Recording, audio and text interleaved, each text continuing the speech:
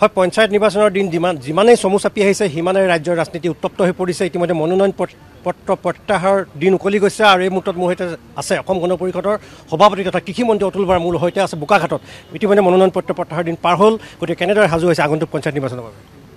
পঞ্চায়ত নিৰ্বাচনৰ কাৰণে আমি পূৰ্বৰে পৰাই সাজু আছোঁ, মিত্ৰতাৰে নিৰ্বাচনত অৱতীৰ্ণ হৈছোঁ আৰু আমাৰ বিশ্বাস যে আগন্তুক পঞ্চায়ত নিৰ্বাচনত এনডিএৰ প্ৰাৰ্থীসকল জয়লাভ কৰিব সকলোতে। বিনা প্ৰতিদ্বন্দ্বিতাৰে বহুত চিটত আপোনালোকে ৰাজ্যখনৰ বিভিন্ন ঠাইত বিনা প্ৰতিদ্বন্দ্বিতাৰে জিকিছে। ভাৰতীয় জনতা পাৰ্টীৰ প্ৰাৰ্থীও জিকিছে আৰু অসম গণ পৰিষদৰ প্ৰাৰ্থীও জিকিছে। আৰু ইতিমধ্যে কংগ্ৰেছক ইতিমধ্যে মিত্ৰতা ৰাইজৰ দলত অখিল গগৈ ইতিমধ্যে আক্ৰমণাত্মক হৈ পৰিছে কংগ্ৰেছৰ বিৰুদ্ধে। মিত্ৰতা নহয় অৱশেষত কংগ্ৰেছৰ ৰাইজৰ দল। চাওক, তেওঁলোকে মিত্ৰতাই কৰক বা নপৰক একো ফৰক নপৰে। কাৰণ কি কাৰণে কংগ্ৰেছক ভোট দিব বা কংগ্ৰেছৰ সতি সন্তানবিলাকক কিয় ভোট দিব?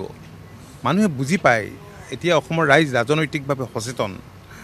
এটা সময়ত দেশৰ অন্য ৰাজ্যৰ তুলনাত আমাৰ ৰাজ্যখন কিদৰে পিছুৱাই গৈ আছে সেইটো দেখিছিল, কিন্তু এতিয়া ৰাজ্যখন কিদৰে দ্ৰুতগতিত বিকাশৰ দিশেৰে আগুৱাই গৈছে সেই কথাখিনি দেখিছে। ৰাইজে তুলনা কৰিব আৰু ৰাইজে সঠিক সিদ্ধান্ত ল'ব। গ্ৰামাঞ্চলৰ জনসাধাৰণ যথেষ্ট উপকৃত হৈছে বিভিন্ন আঁচনিৰ জৰিয়তে। মাননীয় মুখ্যমন্ত্ৰীগৰাকীৰ সবল নেতৃত্বত 2021 পৰা যিমানবোৰ কাম নগৰ অঞ্চলৰ বাদেও গ্ৰামাঞ্চলত সম্ভৱ হৈছে আৰু বিভিন্ন আঁচনিৰ জৰিয়তে যিদৰে উপকৃত হৈছে, ৰাইজ নিশ্চিতভাৱে আমাৰ বিশ্বাস যে ৰাইজ এনডিএৰ পক্ষত থাকিব। কংগ্ৰেছ কিমান প্ৰত্যাহ্বান?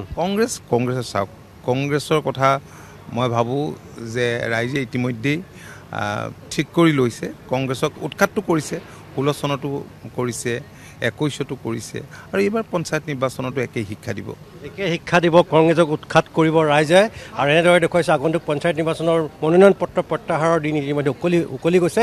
ইয়াৰ পিছত এতিয়া অসম গণ পৰিষদ দল লগতে মিত্ৰজোঁটে আগন্তুক পঞ্চায়তৰ নিৰ্বাচনৰ বাবে কঁকালত টঙালি বান্ধিছে।